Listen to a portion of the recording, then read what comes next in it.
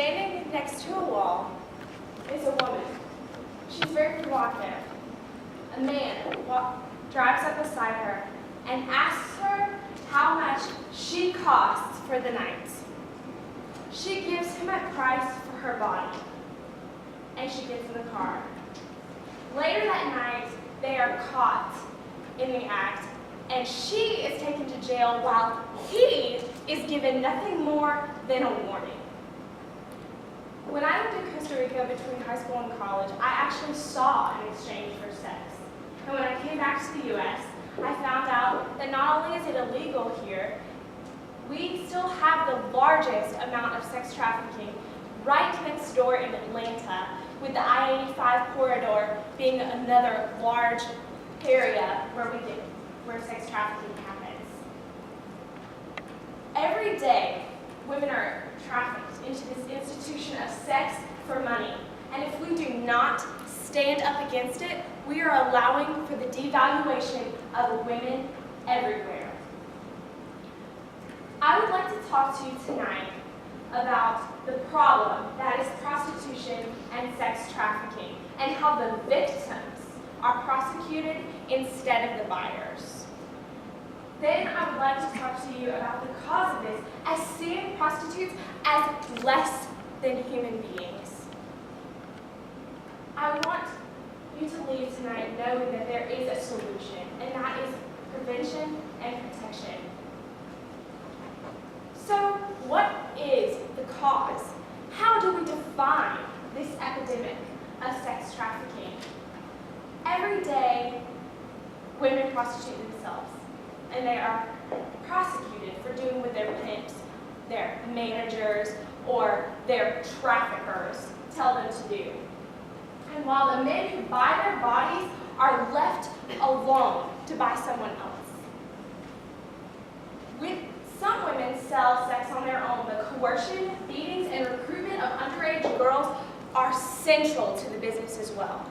Polling suggests that about 50% of American men have bought sex, and back-of-envelope calculations suggest that a man has about a 1 in 100,000 chance of being arrested while doing so, says Nicholas Kristof from the New York Times. From Katie Rook at Vin Press News, human trafficking is the fastest growing organized crime industry in the U.S. according to the FBI, with 1 in 10 American men admitting they have purchased sex at one point in their lives. While women are continuously found guilty, men are let go. We cannot continue to allow this to happen, but before we can take action, we have to know the cause for this injustice that is being perpetuated in our system. Sex buyers are the driving force behind all trafficking and prostitution. Without the buyer's currency, these industries, which harm vulnerable people and bring crime into our communities, wouldn't exist, says Autumn Burris from Demand Abolition and a sex trade survivor. Women sell themselves on the street, and men see them as commodities and not as humans. Ms. Burris also says that the vast majority of people involved in commercial sex come from vulnerable circumstances.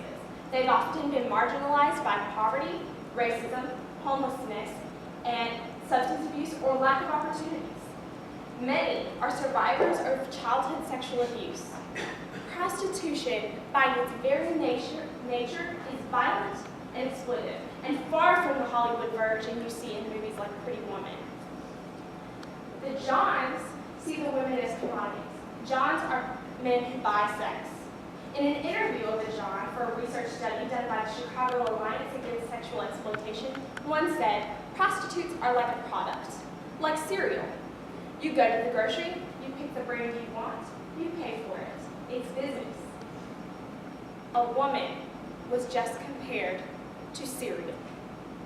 A woman who was probably marginalized by homelessness, racism, substance abuse, poverty, or possibly even a childhood survivor of sexual abuse, was compared to cereal. There are a couple of things that we as U.S. citizens can do to stop this. One is to be proactive in our legal system. for the equal treatment of men and women, and in all areas, so that we can actually see these women as more than commodities. The men should be treated with the same amount of prosecution, if not more, as the women in this industry are usually not choosing to do it, and they are just doing what they are told, while the men have a choice. We cannot continue to turn a blind eye to this and see the men as just being men, while treating women with disrespect. Because are men gods? When a public policy fails to produce meaningful progress for several millennia, new direction is warranted. Few issues have fostered more failed policy than our society's approach to prostitution, which has long been to stigmatize the women and girls, arresting, prosecuting, and incarcerating them until they die in the streets. Meanwhile, the Johns, men who solicit sex, traditionally have rarely, if ever, received more than a slap on the wrist. Says Tom Dart from the Huffington Post. Women must be treated fairly in all issues in order to change the way they are seen. This includes anything from basic rights to equal pay for equal work by closing the wage gap, because this oversight alludes to more than just problems in our alludes to a bigger problem in our society.